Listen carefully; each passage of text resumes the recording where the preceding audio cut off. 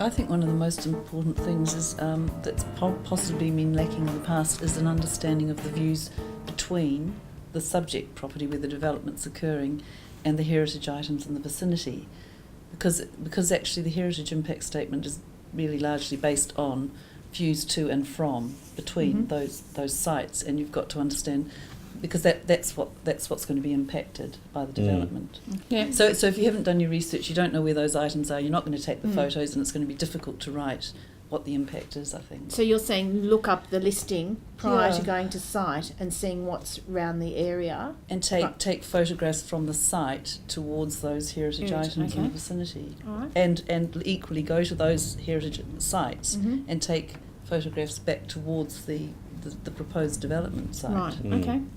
I'm a big fan of pictures from the streetscape, going up from outside the front of the building, looking up at the building, and then sort of up and down the streetscape, because I think that really, like when you're reading a report, you've got, and you haven't been to see a building, you can really create a visual image just from a few photographs of how that building sits in its area and how it contributes to a streetscape or to surrounding buildings. And also, if you're going to say it's not going to be visible from the streetscape, it's quite nice to show the building and say this will be retained. Yeah, which I get those pictures though. So. Yeah, no, I'm not saying we don't do that. Steph? I think it's very important to understand the specifics of the engagement, and I remember doing one in Burwood where they were putting a block of flats up diagonally opposite a heritage listed building, and the key to that was what the impact of that block of flats is going to have on that other building and the streetscape and the context.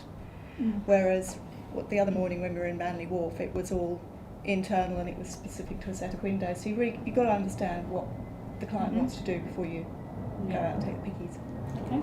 The process that I go through before I attend a site is to try and print out a set of plans which I can then relate to what I see on site. So I would specifically, for instance, if certain changes were happening at the rear of the building, I would focus my pictures more on the fabric that was being directly affected by the proposed works, and then also get an understanding of the streetscape up and down to help Louise and others work out where it sits within the streetscape. One thing I do struggle with sometimes is whether or not the existing landscaping and how it affects the building and views to and from it in the streetscape should be treated when we get back to the office. Well, there's two aspects. There is a thing called cultural landscape, which is considered to be of significance in certain defined areas, and then there's the aspect of particular trees, not or the impact of trees. For instance, a listed garden would effectively be a cultural landscape. I remember one that we did in Burlington Gardens, which was a memorial park, and again there were changes there brought about by stormwater requirements that were really going to impact, and that would have been assessed in terms of its cultural landscape. But separate to that, the impact of trees, incidentally, is not considered by the Land Environment Court to be an issue, unless of course the tree is heritage listed. So the listing of heritage trees has come into the court's purview only in the last 2 or 3 years. But the impact of a tree on a heritage item or a building is usually superfluous if it's just an issue of overshadowing or views being blocked. So you can't rely upon a tree as a protection, a visual protection against a property.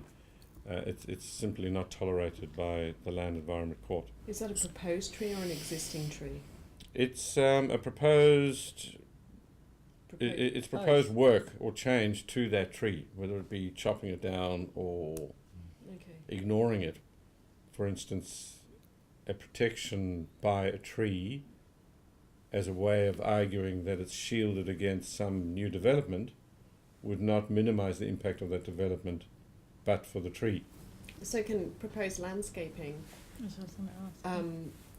minimise the impact of a proposed development against an existing heritage item? Not in theory.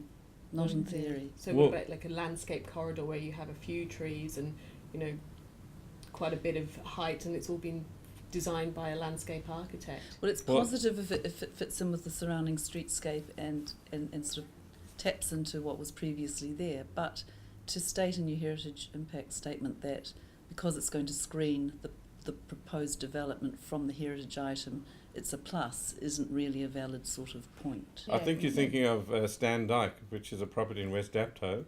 And there the idea is, in fact, to use landscaping as a sort of cultural entity, as a visual buffer against new subdivided development.